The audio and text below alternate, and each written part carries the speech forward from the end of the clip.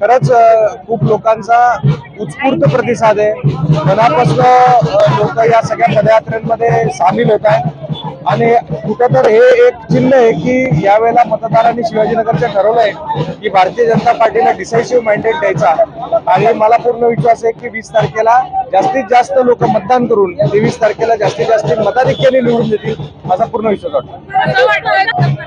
अहो ते आता आमचे फार जुने संबंध आहेत आणि त्यांचा अधिकार आहे तेवढा की त्यांना निरोप नाही मिळाला की राग येतो। बरोबर आहे मी पण मान्य करतोय।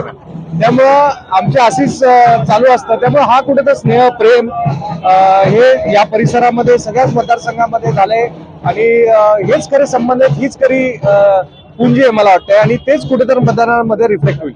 म्हणतात की तुमच्याशी त्यांची कॉम्पिटिशन आहे, तुम्हाला हे पटतं का?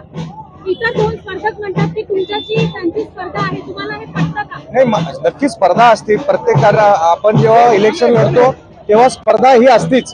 त्यामुळं आम्ही कुठली निवडणूक गांभीर्याने घेतो, विरोधक म्हणतात त्याच्यावर जात नाही, पण आम्ही 51% लढाई ही आमची ठरली आहे की 51% मतं शिवाजीनगर मतदारसंघामध्ये मिळवायची। त्या दृष्टिकोनाने आमचं काम चालू आहे। जास्तीत जास्त लोकांपर्यंत पोहोचून आम्ही आमची बाजू मांडून नक्की 51% लढाई जिंकू असा मला विश्वास आहे। नाही, नक्कीच मागच्या वेळेला वंचितची उमेदवारी होती आणि वंचित आघाडीच्या जे उमेदवार होते ते या भागातले होते। त्यांनी 10,000 मतं घेतली होती। त्यातली माझ्या माहितीनुसार इकडनं जवळजवळ 4-4.5 हजार मतं होती आणि इतर परिसरामधनं 5-5.5 हजार मतं होती।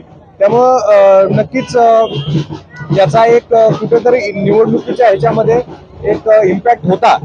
पण मला हे नक्की वाटतं की 5 वर्षामध्ये आम्ही ज्या पद्धतीने वाड्या वस्त्यांमध्ये काम केले, सर्व सेवा वस्त्यांमध्ये ड्रेनेज असेल, पाणी असेल, स्वच्छता घरं असेल, हे जी कामं केलेत त्याच्यावरती ऍडिशनल 10,000 मतं आम्ही नक्की मिळू याचा विश्वास आहे।